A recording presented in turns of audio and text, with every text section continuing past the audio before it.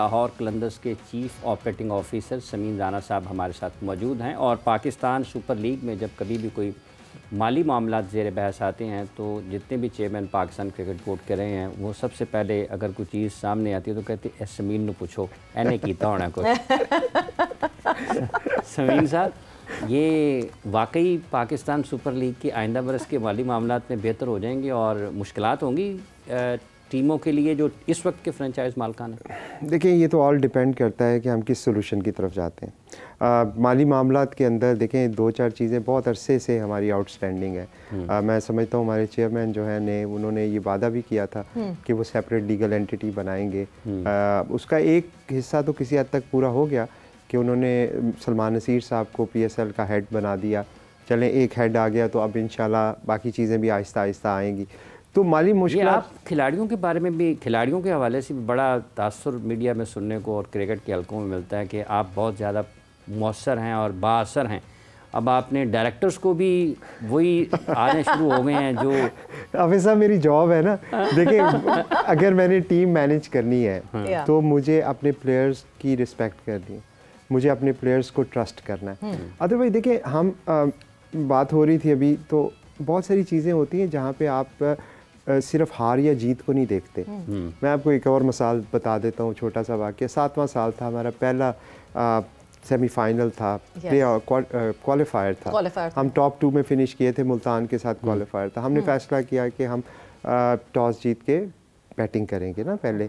तो ग्राउंड में जब गए तो वहाँ पे कुछ हमारे सीनियर्स थे, उनको लगा कि नहीं, हमें बॉलिंग करनी चाहिए। अब शाहीन कैप्टन थे, पहली दफ़ा कैप्टन बने, तो उन मेरे पास आए, उन्होंने कहा कि समीन भाई, ये सीनियर्स का ख्याल है कि ये करें। और मैं आपको नहीं, मैं आपको बताऊं, मैं 200% मुझे यकीन था कि हमें ये नहीं करना चाहिए। बट अब मैं आपको मिसाल ये दे रहा हूँ कि आप ट्रस्ट करते हैं अपने सिस्टम पे, आप अपने प्लेयर्स पे ट्रस्ट करते हैं। और फिर एक एलिमेंट उनकी ग्रूमिंग का भी है। अगर वो गलती नहीं करेंगे तो सीखेंगे कैसे? तो शाहीन को मैंने कहा, जो आपको बेहतर लगता है आप करो, वी विल बैक यू। हमने उन्होंने किया, उन्होंने पहले बॉलिंग कर ली, वो मैच हम बुरी तरह हार गए। हम होटल में वापस आए तो शाहीन ने मुझे कहा कि समीन भाई, ये मेरे से गलती हो गई। तो मेरा उनको जवाब ये था कि ये गलती नहीं है, ये एक लर्निंग है। तो जब आप गलतियां करते हैं, किसी भी जो शोबे में करें, फाइनेंशियली करें, क्रिकेट में करें या वैसे करें, तो आप उस इंटेंशन ये होनी चाहिए कि मैं इससे कुछ सीख रहा हूँ कि नहीं सीख रहा।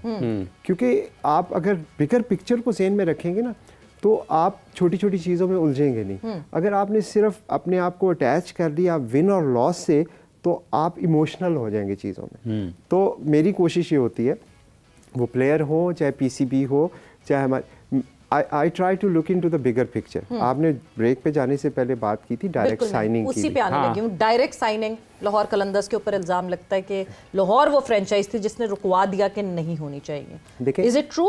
देखिए, इसमें रुकवाना या रुकवाने की बात नहीं थी। एक सजेशन आया कि हमें डायरेक्ट साइनिंग करनी चाहिए। हमारा पॉइंट ऑफ व्यू ये था कि बिल्कुल डायरेक्ट साइनिंग करनी चाहिए, लेकिन आपका एक ड्राफ्ट सिस्टम है। अब आप उसमें डायरेक्ट साइनिंग को पहले तो बताएं कैसे एंटर करेंगे। आप कहते हैं कि मुझे 6 आइकॉन प्लेयर्स चाहिए। क्वेश्चन मार्क ये था कि आपका एक बजट है जिसके अंदर आप ऑपरेट करते हैं। अब वो जो 6 प्लेयर है, उसके लिए क्या आपके पास सेपरेट बजट है?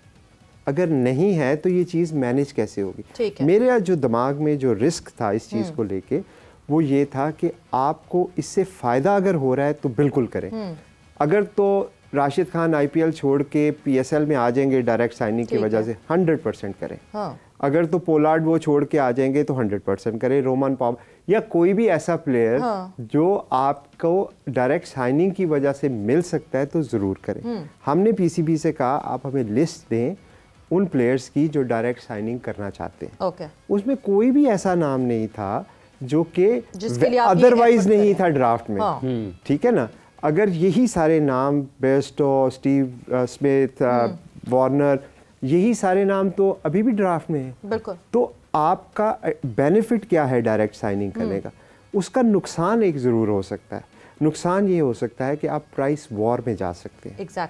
जब आप प्राइस वॉर में जाते हैं ना, तो मैं तो बहुत खुश हूँ। देखिए, आप लाहौर का रोस्टर उठा के देख लें, बड़े से बड़ा नाम हमारे पास रहा है। मुझे उस पर प्रॉब्लम नहीं है। मुझे प्रॉब्लम अपनी लीग की फाइनेंशियल हेल्थ और वायबिलिटी के ऊपर है।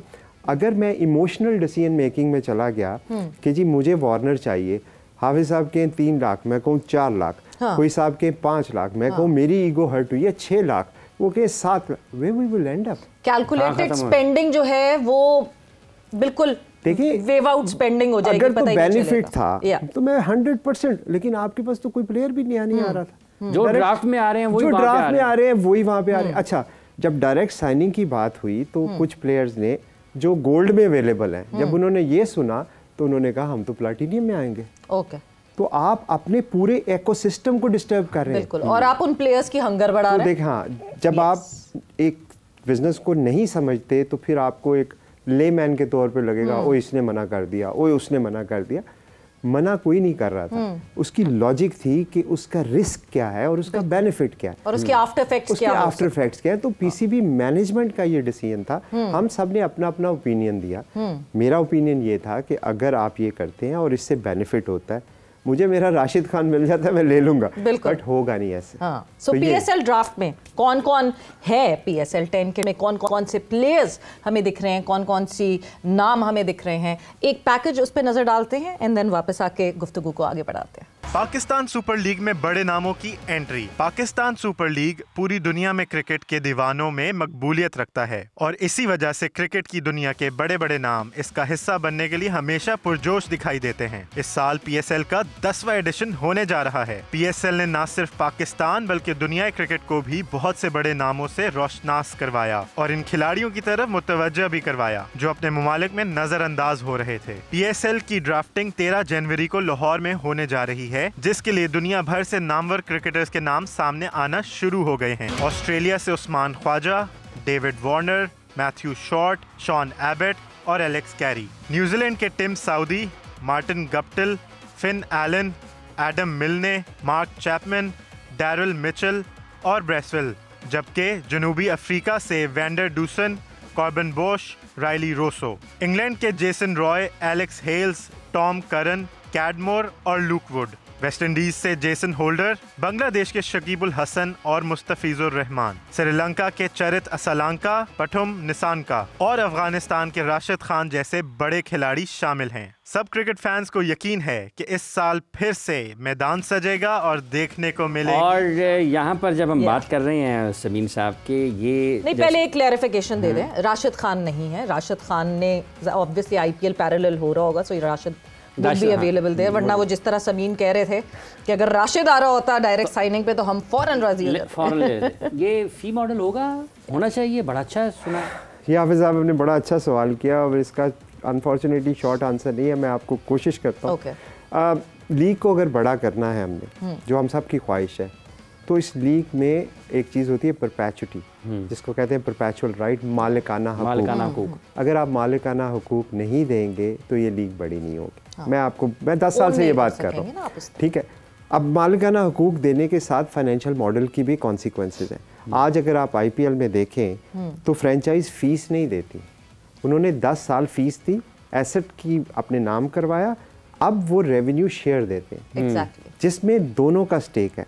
बीसीसीआई भी चाहती है कि ये ज़्यादा कमाएं, क्योंकि वो जो कमाएंगे वो बीसीसीआई को मिलेगा, और फ्रेंचाइज भी चाहती है कि हम ज़्यादा कमाएं ताकि हमारे पैसे बने। तो एक ऐसा ऑब्जेक्टिव जो दोनों मिलकर अचीव करते हैं। अगर बीसीसीआई ने सिर्फ फीस लेनी है तो वो तो लेते जाएंगे, उनको क्या फ़र्क पड़ता है कि क्या करें। तो बिजनेस की ग्रोथ के लिए ये ज़रूरी है कि ये इकट्ठे मिल के इसको बड़ा करें, और उसमें फ़ी मॉडल नहीं है।